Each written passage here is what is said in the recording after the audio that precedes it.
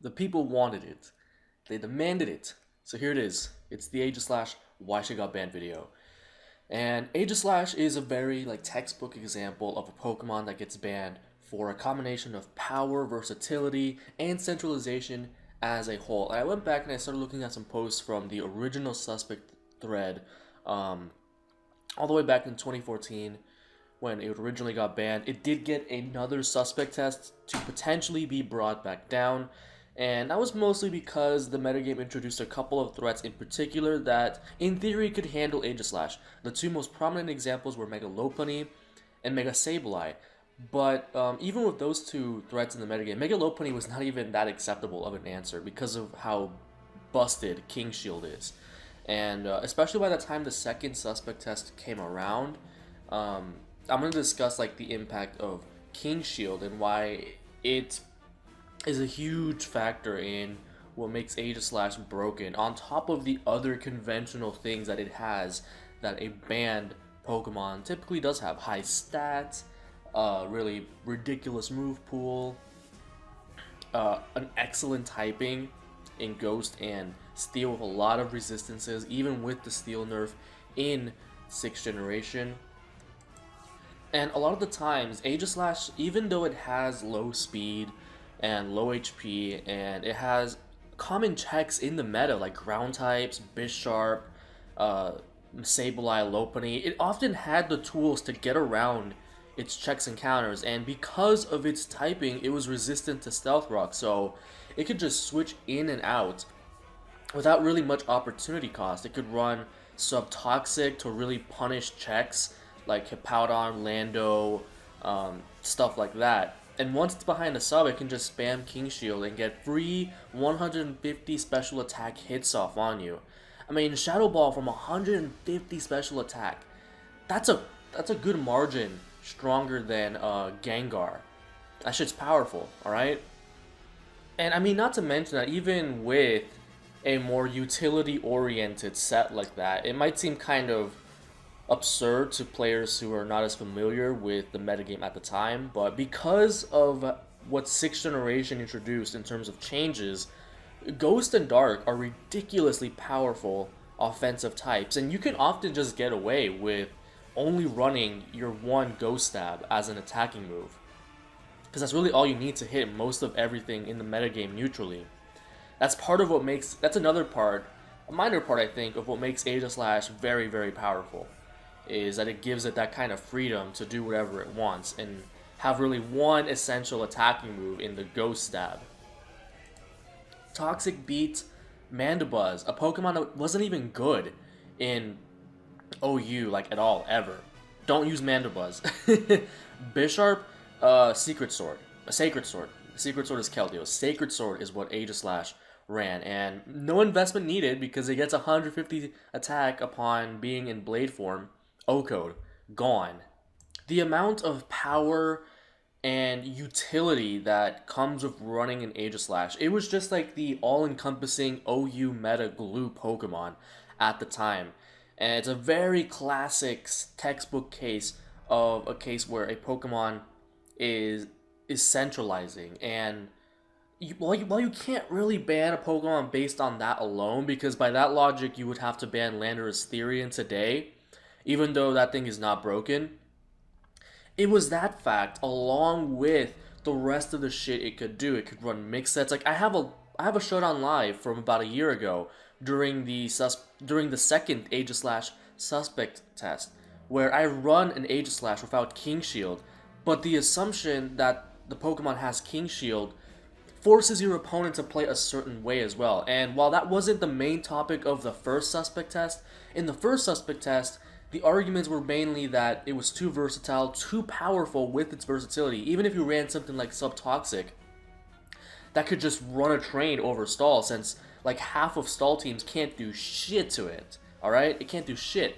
And with Hyper Offense, oftentimes, Aegislash would be a 2-for-1 Pokemon, where its bulk and power allows it to just force your opponent to sack two things to take Aegislash out. And it would create scenarios where Aegislash would be good across all spectrums of playstyles, from stall to hyper offense, with one or two sets, really. and then some. Like, you can run other sets to fill specific purposes. Like, you could run Pursuit, a very famous RMT by Valentine, with a Mega Charizard team that ran Pursuit Aegislash. You could run stuff like that. Oh, and I didn't even mention the spin blocking. See, the the fact that I am having trouble remembering everything that Aegislash could bring to the table in one set, in one or two sets, is testament to how centralizing it would eventually become. And that was the argument with the first suspect test. By the time the second suspect test in ORAS came around, we started to realize, okay, maybe it was worthy of being brought back down due to how the meta has evolved to bring forth threats that could limit Aegislash's usefulness.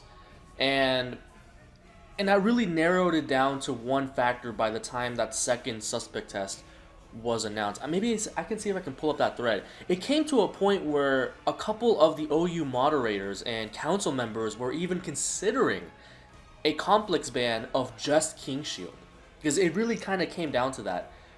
Whereas if King Shield never existed, or if it only worked as Protect, like if it didn't have the bullshit -2 drop, maybe, just maybe it would have been brought down for ORAS. That's what I honestly believe. Let me see if I can go find that thread. Holy shit, this thread is huge. This is probably one of the biggest suspect test threads I've seen in my life. Like, honestly, the second suspect test of Aegislash was even more huge and controversial in general in terms of all the points of views being tossed around than even the first one, I feel like. But there is a point, like, in the middle of this thread where people are discussing how King Shield is really what pushes Aegislash over the line and how effective the move is. And there's a bunch of useless garbage about like how it forces 50-50s. No. People need to stop with that, okay? It's really not that different from any other prediction in Pokemon where you need to the common argument that gets made is like, oh, what if you have a Bisharp in front of you and it's about to SD up on you, which is not even a set that people run all that much nowadays in ORAS. But like, do you King Shield or do you just attack it? That's not different. That case is not special for Aegislash than with any other prediction you have to make. Like if it's like a Lando T versus a Manaphy, do you switch out or do you Earthquake to get damage as the tail glows up? It's the same decision. The difference is that with Aegislash, if you make the choice to King Shield and you're... Okay, that's really what it comes down to. If your opponent guesses wrong, then they get screwed a lot harder than if you guess wrong. That's the kind of decisions that Aegislash forces, where it's almost always in the Aegislash player's favor if they get it right. And if the opponent gets it wrong, they get screwed so much harder than if the Aegislash player gets it wrong. And that's not even due to the 50-50 concept of the game. I think that's always been a bullshit argument. It's not a true 50-50 in that scenario, and even if it were, that's not a valid argument because it exists in so many other scenarios in the overused tier. It's really just the effectiveness of King Shield itself and the function of the move that contributes to Aegislash's already overwhelming presence in the metagame. And that's really my reflection, my take on that whole argument that was in half of this thread. And someone else mentioned like the Swords Dance set. Swords Dance is one of those sets where it's not really... It was never really relevant in terms of what it was being suspected for, but it's just one more option that Aegislash can run. I personally never liked that set. I think Shadow Sneak is way too weak of a move. Its base power just really lets down Aegislash as a whole. It doesn't have enough speed to run it. If Aegislash was like a base 80-ish kind of Pokemon in terms of speed, maybe I would see more merit to Swords Dance. But it could be a surprise, I'm more in favor of a mainly physical Aegislash set with like Head Smash to surprise people over an SD set. It is an option though. Is there anything else I have to say about this? I'm trying to think. It's just a matter of when Pokemon itself, when competitive Pokemon is a huge game of measuring risks versus reward, it's too unfair to have a Pokemon like Aegislash that is so strong on its own, just at face value, and then give it a move that can skew the risk versus reward decision making to your side by automatically having an Aegislash.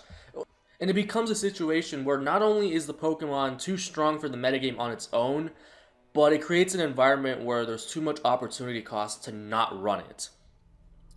And in the end, that just makes it, for all of its flaws that it may have, low speed, common checks, it's kind of irrelevant when you take the statements I just provided into consideration in a game like Pokemon, where it's all about measuring the risk versus reward of certain decision making. And it becomes a textbook case of a Pokemon that is both centralizing and too powerful for the tier, more or less combined. Because I feel like if there was just one or the other, which has been exhibited in other Pokemon, with centralization being with like Landorus T, I don't know, Clefable. Like Clefable is certainly centralizing, but it's not powerful enough on its own to warrant a ban. And then you have Pokemon like Kyurem Black, or like or like Volcarona, that are extremely like obscenely powerful on their own, but don't have the qualities to make themselves centralizing enough to warrant a ban. I feel like it's you gotta have both of those qualities to really solidify the fact that you're a Pokemon that needs to go. All right, and Aegislash had both those things, even for all of its potential flaws. There is no flawless Pokemon. I mean, if your argument is that a Pokemon needs to be flawless in order to be banned, then you're stuck with like maybe one or two Pokemon, Xerneas and Mega Rayquaza, that in your criteria need to be banned, and that's just ridiculous. Alright, that's all I have to say. If you think I missed anything or have thoughts on your own, of course, I think I'll probably do Landorus Eye again. The only reason I held off on it is because I've already made like the Verlisify video, and that pretty much summed up my thoughts very well, but I will definitely try and condense that to 10-ish minutes like I did here. But go ahead and comment what you want to see next anyway, and I will see you guys next time.